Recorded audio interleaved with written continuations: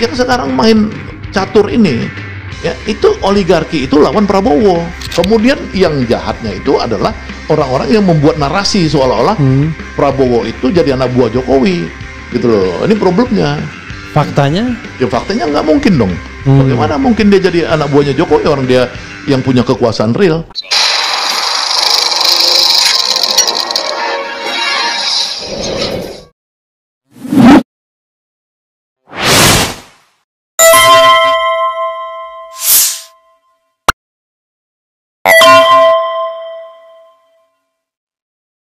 Tapi kalau kita bicara soal, karena abang belum menjawab tadi, kenapa tiba-tiba justru mayoritas 17 tuh dari...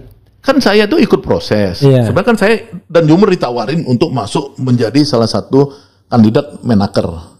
Iya kan, dari kelompoknya Burin Abdullah. Tapi saya berembuk sama Jumhur, akhirnya kita ngusung Jumhur, kita buat konsepnya. Ya saya, Jumhur dan beberapa ahli-ahli tentang ketenaga kerjaan, perburuhan, industrialisasi dan lain-lain. Masuklah Jumhur, diseleksi di situ dari 5 profesor yang dipimpin Profesor Burin Abdullah. Burhanuddin Abdullah ya. Itu waktu itu memang dia yang ditunjukkan untuk seleksi calon menteri. Jumhur masuk sampai di meja presiden bahwa dia calon Menaker. Jumhur itu waktu itu. Kenapa kita tahu? Karena dikonfirmasi presiden ketika Jumhur 13 November ketemu dengan presiden untuk urusan buruh, ya kan? Nah kita ini bagian daripada ada gerakan Solo kata orang 13 Oktober Geng Oslo ini, kemudian dia menghancurkan semua yang udah didesain oleh Prabowo, ya kan? Pertanyaannya kenapa Prabowo ngalah dan kalah di situ? Ya kan? Inilah mungkin bagian dari strategi dia yang belum selesai untuk dia berkuasa secara penuh, ya sebagai presiden menjalankan amanat penderitaan rakyat itu. Oke, jadi ini katakanlah strategi dia. Strategi itu terpaksa ditempuh karena dia masih lemah, kan begitu kan? Right, iya betul. Nah, kalau kita bicara masih lemah, apa faktor yang membuat dia masih lemah? Kan dia, he is the president, orang nomor 1 gitu. Kenapa dia kemudian? Karena bagi saya harusnya ya, bagi orang awam, setelah disumpah dia sudah menjadi orang terkuat. Tidak ada lagi kata lemah. Theoretically kan begitu. Tapi tiba-tiba kita merasa kok masih lemah ya, kenapa? Ya tergantung cara kita memandang sebuah fenomena ya. Kalau orang-orang Marsian misalkan ya, dia kan hanya melihat negara itu kan cuma proksi. Proksi dari kapitalis. Ya kan, sekarang misalkan Donald Trump ini proksi dari Yahudi. Ya Donald Trump boleh presiden, tapi yang mengendalikan dia siapa? Adalah bandar-bandar IPEC itu gitu loh. Asosiasi Yahudi pemilik modal.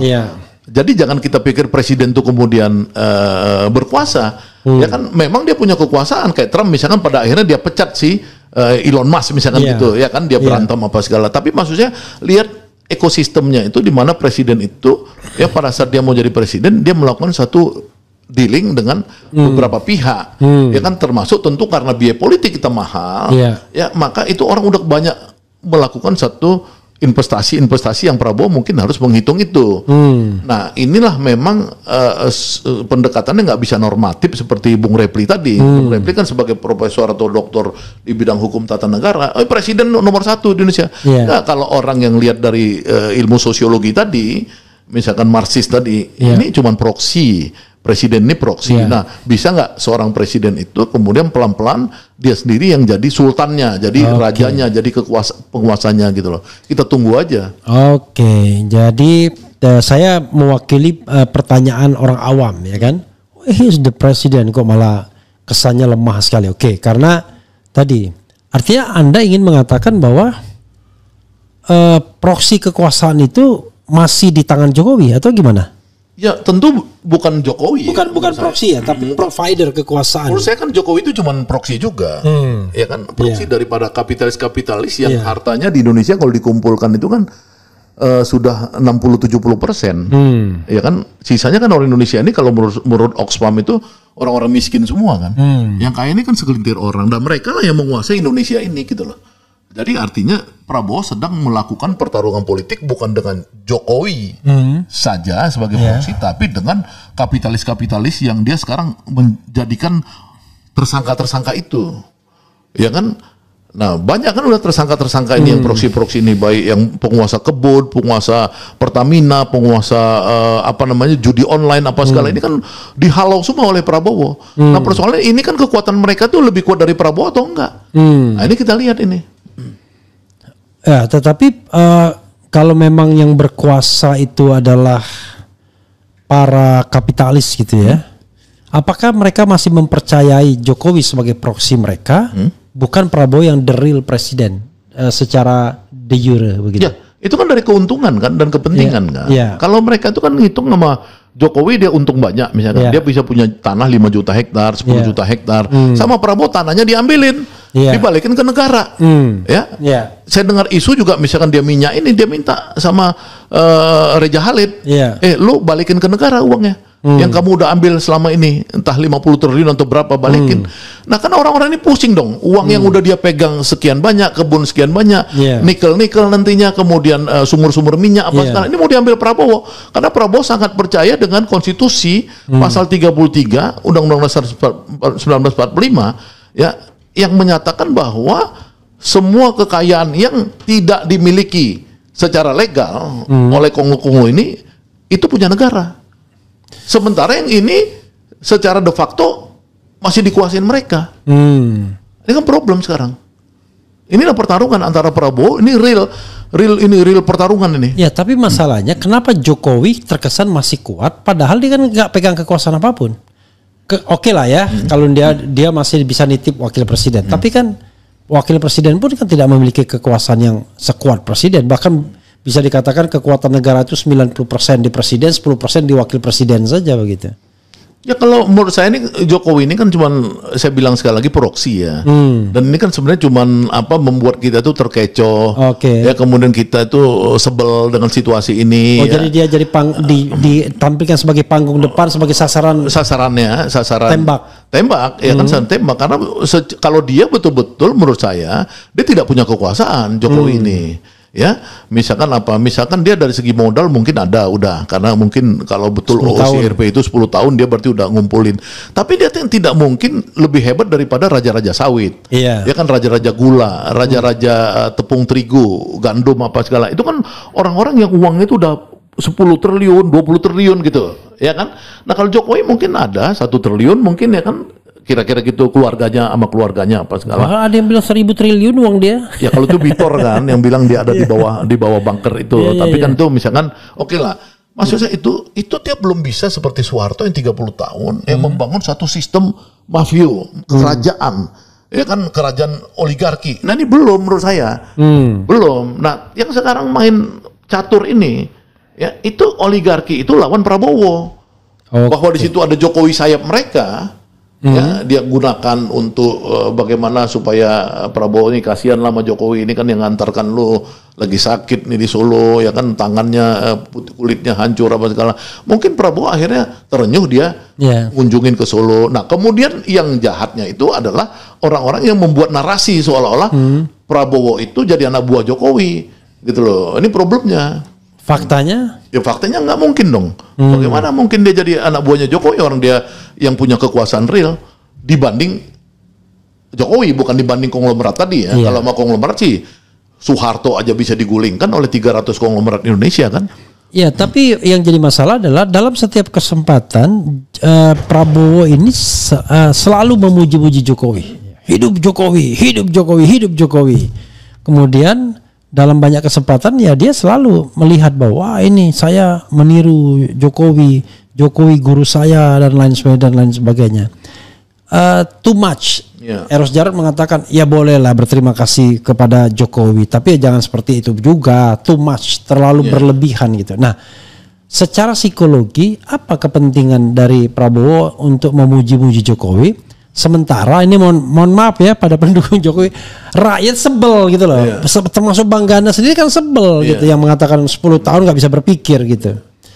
Ya kalau menurut saya kan itu memang kan kita menganalisa ini ada struktur dan kultur ya kan. Nah, kultur ini kan kadang-kadang karena saya orang dulu kan saya ikut Daum Raharjo, ikut Adi Sasono apa segala orang-orang Jawa ya yang mengkader saya dulu banyak. Dia bilang kan lu orang seberang.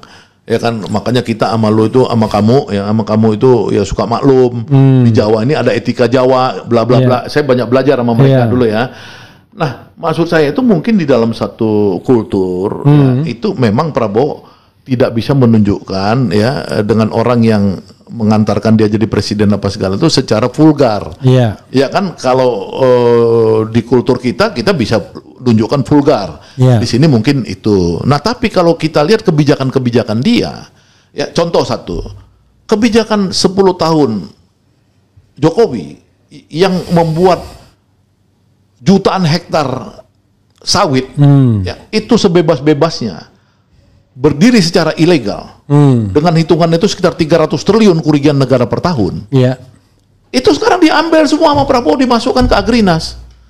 Jadi itu kalau kita percaya. Agrinas itu apa? Iya, perusahaan pemerintah. Oh, yang baru dibangun ya? Iya, yang di bawah Agus Sutomo itu, manajer Agus Sutomo itu. Itu nggak ada di zaman Jokowi. Itu nggak berani diambil. Nggak berani. Dan mau diputihkan sama Pak Luhut Binsar Panjaitan, itu boleh dicek itu statementnya di Google. Dia mengatakan bahwa ya mau apa lagi, kata Pak Luhut Binsar Panjaitan waktu dia masih menteri. Ini kan sudah nggak mungkin lagi, ya udah kita putihkan aja.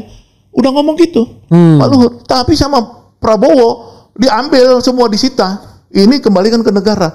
Nah, maksud saya ini, itu yang ilegal itu ya? Yang ilegal ini. Berapa jumlahnya? Kalau menurut Pak Prabowo sekitar 3 jutaan, tapi menurut teman saya yang ikut retreat di Magelang, ya, di Magelang, kepala-kepala daerah, waktu itu Pak Prabowo dari 16 juta, hanya 5 juta yang yang legal, sisanya berarti 11 juta yang ilegal. Nah, kalau ini diambil semua, maka bangsa kita akan makmur dan sejahtera, karena apa? Negara tambah pemasukan. Gitu loh, yang selama ini misalkan 300 triliun, 500 triliun hilang begitu aja. Nah, jadi Prabowo ini melakukan kerja-kerja keras dan besar yang memang menurut saya takes time untuk terrealisasi sebagai common prosperity gitu loh. Soal perampasan dalam tanda kutip ya, atau pengembalian kekayaan negara yang diambil secara ilegal oleh katakanlah para oligarki begitu ya. Kok nggak terlaluan ya, tidak terlalu mainstream beritanya sebagai sebuah achievement dari Prabowo ya?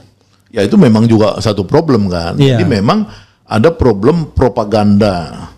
Yang di era lalu, di era Jokowi, itu buzzer-buzzer, influencer apa segala itu kan bisa diundang, misalnya ke IKN, ngikut semua tuh, ya kan, influencer, buzzer apa segala. Prabowo ini orangnya agak murni dalam konteks itu. Dia hampir tidak pernah menggunakan buzzer, menggunakan influencer. Ya hampir tidak pernah ya, dalam penyelidikan lembaga saya, Great Institute, kita hampir tidak pernah menemukan dia itu menggunakan buzzer untuk mengamplifier. Ya, itu memang mungkin ke depan harus dilakukan untuk yang baik-baik, memang harus dilakukan amplifikasi program-program itu gitu. Oke. Anda ingin mengatakan bahwa paling tidak itu pembeda antara Prabowo dan Jokowi, at least gitu. Itu bukan paling tidak. Kalau saya ini kan, kalau kita misalkan orang ada bilang hebat Lanolaka Madilog, kenapa materialismenya sebagai basis? Ya memang kalau kita mau bilang itu tidak ada basis materialnya, ya itu susah. Kalau ini kan ada basis materialnya, 1 juta lebih udah pindah dari konglomerat ini, ya pindah ke negara. Bayangin aja 1 juta itu, kalau katakanlah 3 juta perak, ya per bulan keuntungan sawit per kilo.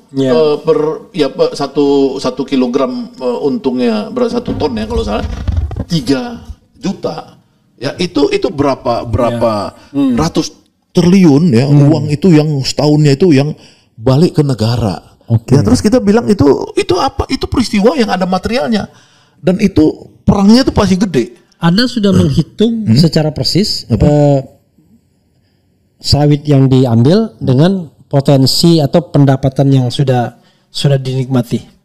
Nah kan itu kan pernyataan presiden sendiri bahwa sudah 1 juta lebih, ya kan, 1 juta hektar, ya kan. Nah kalau dihitung itu kan sekitar 300 triliun potensinya selama setahun dari 1 juta itu. Kalau 2 juta bagaimana, 3 juta bagaimana, apalagi kalau betul 11 juta itu. ya yang akan diambil itu udah pasti untuk negara. Nah ini sekarang sedang terjadi, bukan nggak terjadi, ini kan sedang terjadi sekarang peristiwa ini, dan presiden sudah mengatakan akan mengambil yang tambang-tambang ilegal. Jadi selain sawit, tambang.